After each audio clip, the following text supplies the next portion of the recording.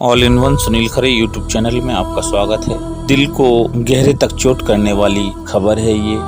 मैं बात कर रहा हूँ कृष्ण कुमार कुनाथ की, जिन्हें सब लोग केके के नाम से जानते थे। उनका जन्म 23 अगस्त 1968 में हुआ था। उनका जन्म एक मलयाली परिवार में कुनाथ कनकवल्ली और सीएस मेनन के घर हुआ था, लेकिन उनका पालन पोषण नई दिल्ली में हुआ था। कृष्ण कुमार यानी केके हिंदी फिल्म इंडस्ट्री के प्रसिद्ध प्लेबैक सिंगर थे। उनकी शादी 1991 में हुई थी और वे अपने पीछे अपनी पत्नी और एक बेटा और बेटी को छोड़ गए। दिल्ली से ग्रेजुएशन करी।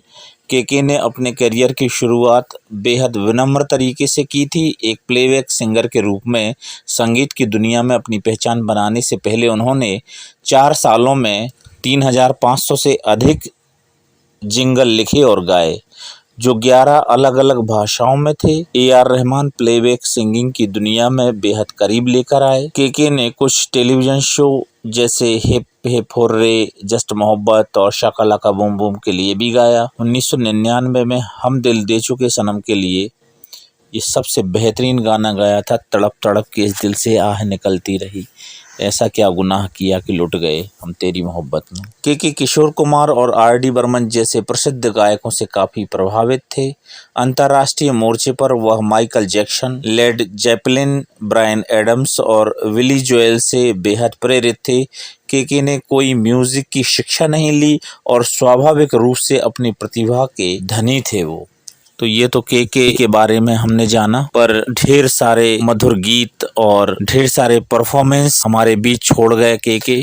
बहुत ही मधुर आवाज में कई ऐसे गाने हैं जिनकी लंबी फेहरिस्त है, सबका यहाँ पे विश्लेषण करना मुश्किल है, पर कई ऐसे गाने हैं जो आज भी मील का पत्थर हैं। जैसे उनका ये था कि कल हम रहे ना रहें, याद आएंगे वो पल। ये बहुत ही आइकॉनिक सॉन्ग उनका जो है कभी ख़त्म होने वाला नहीं है। सजदे किए हैं लाखों, इस तरह से स्टेज शो और प्लेबैक सिंगर के रूप में पूरी दुनिया में अपने आप को स्थापित करने वाले कृष्ण कुमार कुनाथ केके एक ऐसी शख्सियत, एक ऐसे बेहतरीन इंसान जो हैं इस दुनिया से अलविदा कर गए। और मंगलवार को बॉलीवुड गायक यानी कृष्ण कुमार कुनाथ ने अंतिम सांस ली। उनके आकस्मिक निधन से संगीत और फिल्म इंडस्ट्री को सदमे की स्थिति में छोड़ दिया है। 53 वर्षीय केके अपने म्यूजिक कंसर्ट के लिए कोलकाता में गए थे।